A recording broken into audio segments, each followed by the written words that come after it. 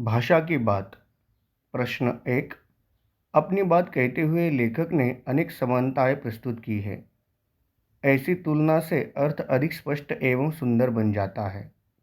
उदाहरण के लिए, संभ्रांत महिला के भांति वे प्रतीत होती थी।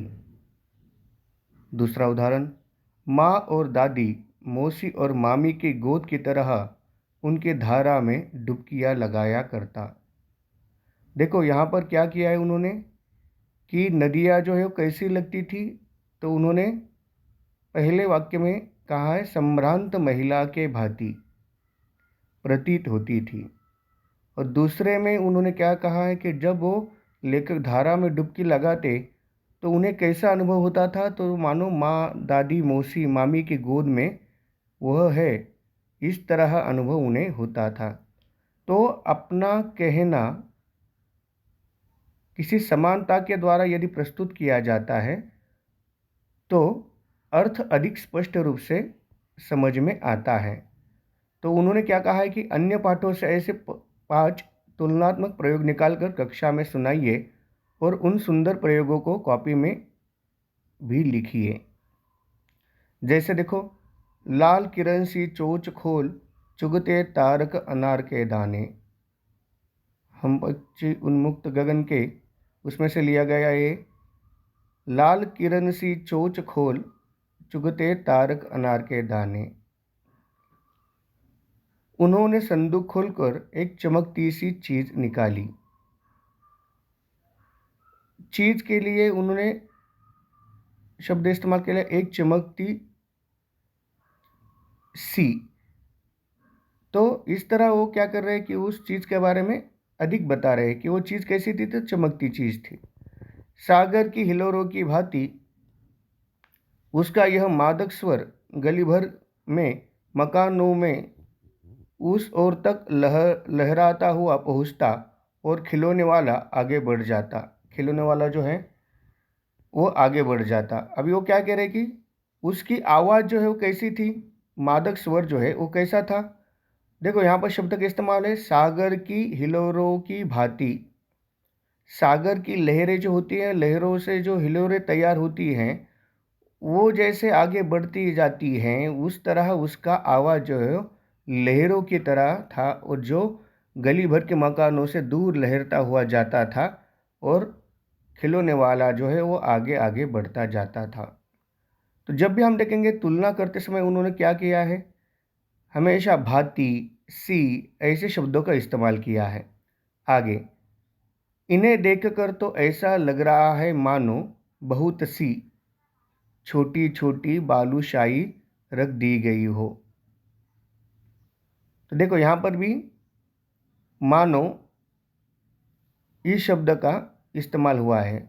उन्हें देखकर ऐसा लग रहा है मानो बहुत सी छोटी छोटी बालूशाही रख दी गई हो।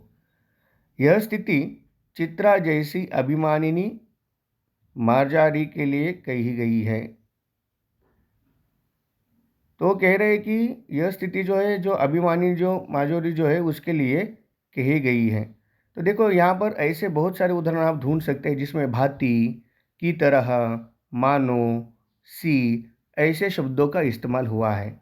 यहाँ पर उदाहरण के तौर पर कुछ वाक्य दिए हुए हैं, आप भी अपने मन से वाक्य ढूंढ सकते हैं।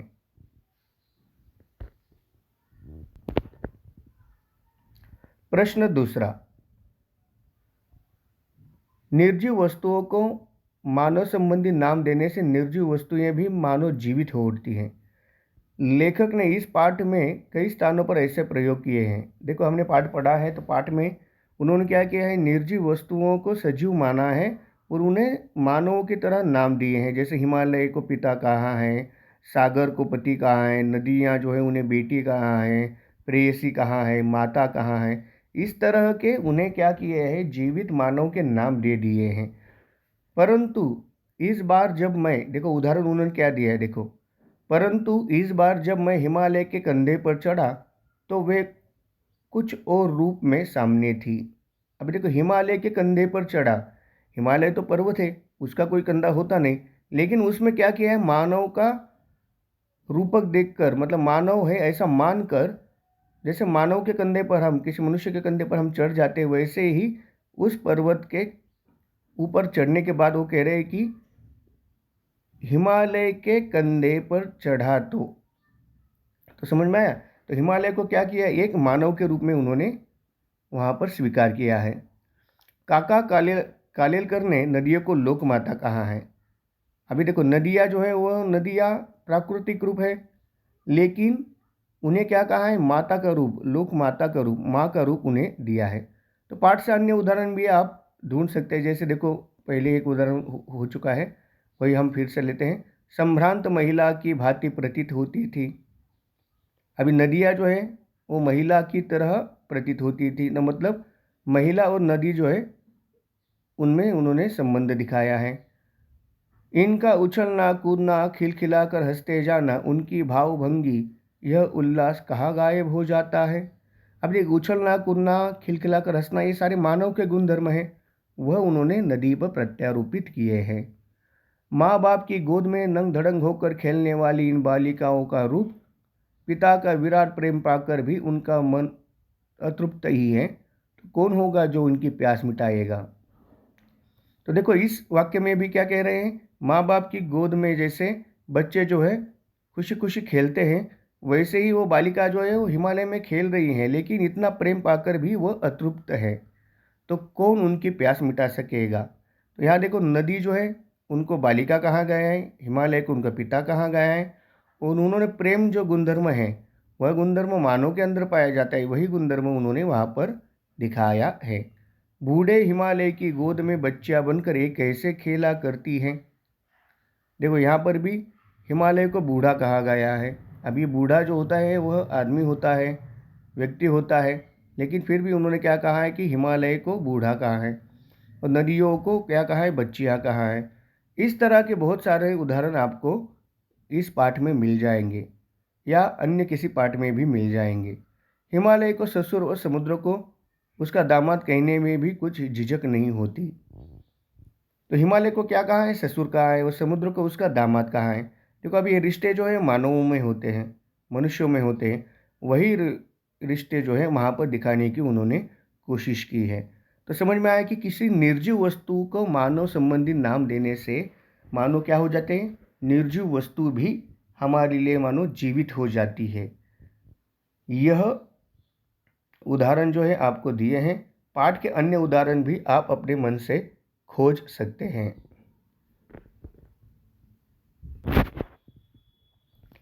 तीसरा है प्रश्न विशेषण विशेष्य। यह हम सब छठी कक्षा में पढ़े हुए हैं।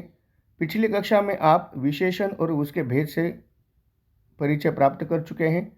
नीचे दिए गए विशेषण और उसके विशेष्य को या संज्ञा का मिलान आपको करना है।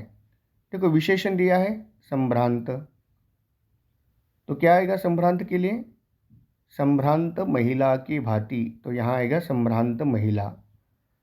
समतल, समतल क्या होता है, आंगन। मूसलाधार, वर्षा। चंचल, नदियाँ, और घना, जंगल। इस तरह जो है विशेषण दिए हैं और उन्हें विशेष्य के साथ मिलाना है। विशेषण जो संज्ञा के बारे में अधिक जानकारी, विशेष जानकारी बताते हैं, उन्हें कहा जाता है विशेषण। तो उन विशेषणों से विशेष्यों का मिलन यहाँ पर करना है। धन्यवाद।